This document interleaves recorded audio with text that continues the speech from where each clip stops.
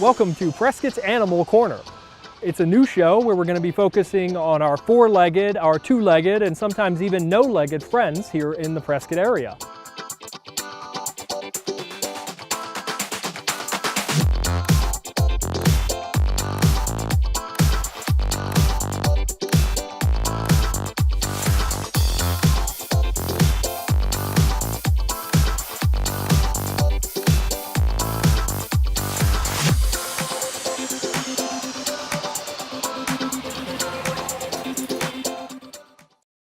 Hey everyone, Rob Milligan here, and welcome back to Prescott's Animal Corner. Now, we are back here at the Yavapai Humane Society, where we are going to be focusing on animal behaviors. We've got a couple of assorted things here in front of us right now, and I've got some trainers. Ariel and Rachel are going to be coming in with a couple of dogs, Jimmy and Tycho, and they're going to be showing us a couple of different commands working with these specific places.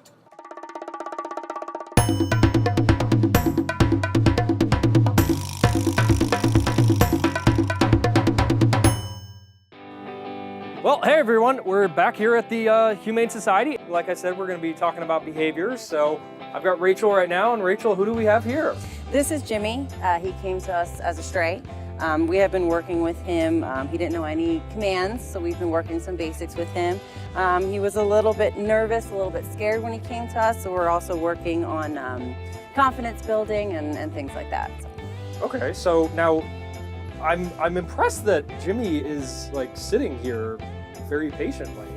What's that all about? So I have him on a place command, and what this does for the dog is when I put him on the place command, it's a four-corner place, and he just knows that when he's on here, this is where he stays. No matter where I go, this is where he needs to stay.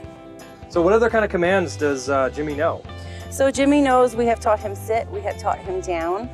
We're still working on some more basics right now. You go from basically nothing to just a couple at a time, so not to overwhelm them. So can we like see kind of Jimmy go through the motions? Of course, absolutely. Okay. Here. Sit. Jimmy, sit. Yes, good. Yes. Here. Place. Nice. Good. Good. Wait. Wait. Okay. Sit. Yes. Down. Nice. Good boy. So tell me a little bit about Jimmy. Like when did you guys get him in a certain state, or? When we got him, he was pretty fearful. It took a little bit for us to gain his trust. So it's just, working slowly, teaching him that we aren't here to hurt him, but, only good things are going to come for us, like treats and learning new things and whatnot. So. And is he friendly? Like what would be a good kind of owner for Jimmy? For Jimmy, he'd probably be an adult-only home. When he goes home, he's going to need some acclimation time. So someone who has experience working with some nervous dogs, who need a little bit more of the basics and can understand how to guide them without making them fearful. Just learning that they can trust somebody. Yeah, Jimmy's so obedient right now. Now, how long does a behavior normally take to work with a dog like this? It depends on the dog. With Jimmy, it hasn't been too long. We got the sit commands within the first week, and then we started also on the place command, and then we worked on down. And he heals really well on the leash. So it just depends on the dog. Okay. And now we've got three different things right here. Like, can you talk about like what's this normally used for? So this is a touch command. This is, so he doesn't know this one yet. Oh, okay. We haven't worked on him yet. We'll just move this out of the way. But every one of these is a place command. Okay. So I can place him here. Jimmy, place. Good. Nice. Yes. And I can place him here. Place. Good. Yes. So any area that has four corners, I can place him wherever I would like him, basically. Now, is there a specific reason why this is lower and this is higher? Is it kind of like? So with some of our more nervous, more underconfident dogs, we do tend to put them on higher elevated spaces. So that way they gain a little bit more confidence. Okay. So there's not really, like, it's not, to Jimmy, it's essentially the same area. Right. Yes. It's just 4 corners. Okay. Well, it's just for work out in the public. You know, when he takes this home, this knowledge home, you know, say someone comes knocking at the door and he starts barking. What the owner can do, place. And he knows that's his place. Oh, okay. Yeah, so it can be anything from a little area rug to a yoga mat. It doesn't have to be elevated. It doesn't have to be a karanda. So you can take him like to right over here and say place, and he'll place wherever. Yep. Okay. Now, does it, like, can I train him, or can I work with him? Is he absolutely? Okay. Well, can I? Yeah, sure. Okay, go cool. for it. All right. Come on, Jimmy. Place. Yes. And then when we want, we get him to do what we want him to do, or the command, we use a marker word, like yes. Yes, okay. And then, so when I use yes, he gets the treat. Okay. So he knows every time that I say yes, he's gonna get something really good and tasty. Lucky dog. Wish that would work with me. Okay. Come on, Jimmy, come on. Down. Okay, and then, okay, so then we want to move him over to you. Jimmy. So, come on, Jimmy, come on. Place. Yeah, a little over exuberant. Okay.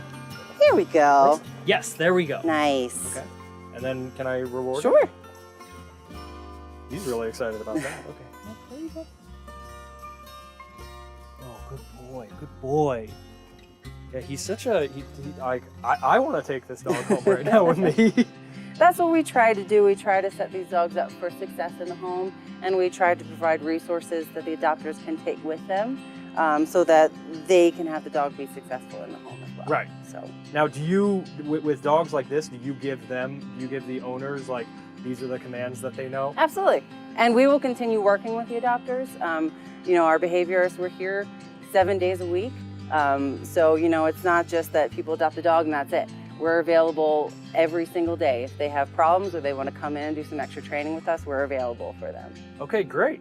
And so, Jimmy, I want to thank you so much. You're such a good boy, Jimmy. I know you told me not to have the face with the face. Why is that exactly? Well, it's a really intrusive for dogs. You know, the proper way that dogs meet each other is nose to rear. So when someone comes up right at their face, it's a very intrusive thing for them. It's not a natural way to say hello to them. Okay. So you know how we say hello, Jimmy, come here. We get down, you know, we turn sideways to them, let them come up and sniff us. Okay. Okay, so if I actually wanted to introduce myself to a dog properly, according to them, I would face their rear. It's always a good idea to ask the handler first if you can come say hello to your dog. Exactly, yeah. And then what you want to do is just let them come sniff you first. Let them get to know your smell. And then you can get down kind of sideways and let them come smell you. Okay, just like that? Okay, cool. Well, Jimmy, place, down.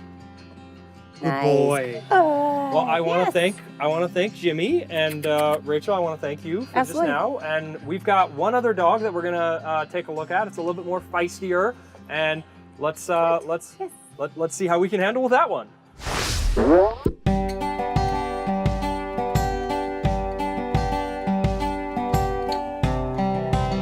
In a shelter setting, it's really hard because we do our best and we have fantastic volunteers. However, they sometimes kind of let the dogs pull.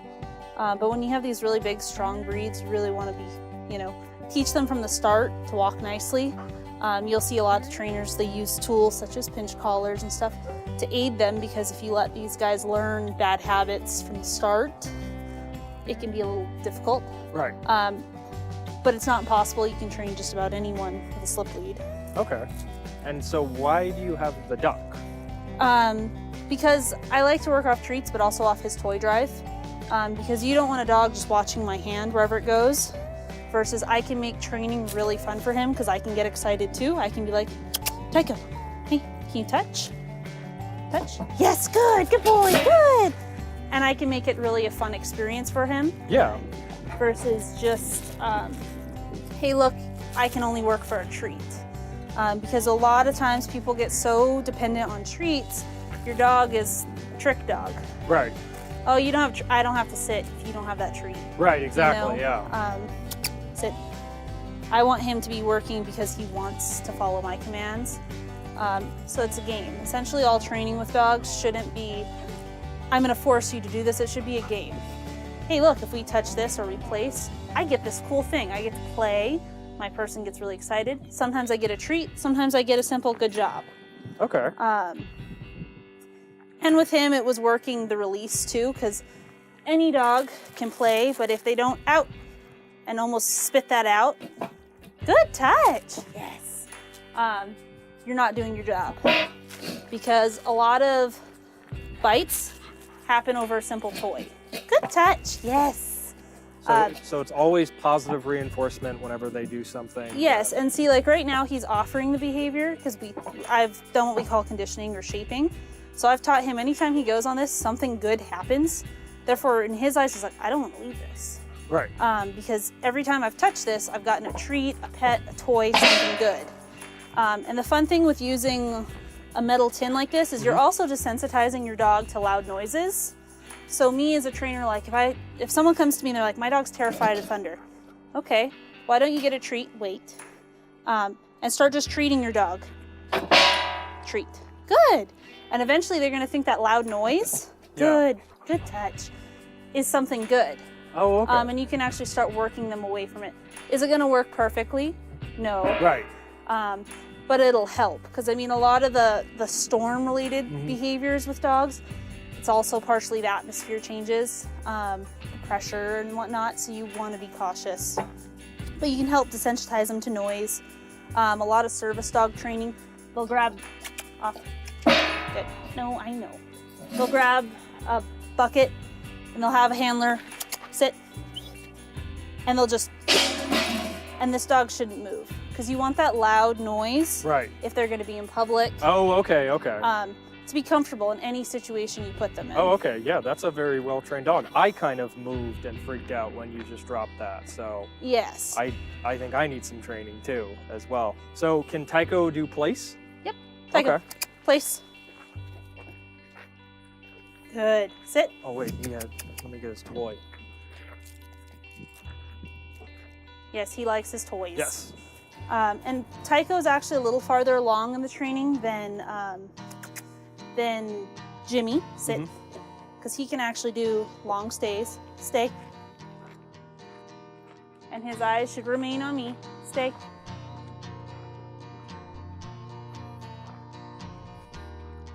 Here. Good. Sit. Yes. And then, of course, we're going through the motions of learning other commands, following up on the touch so that you can move it. Come here, Tycho.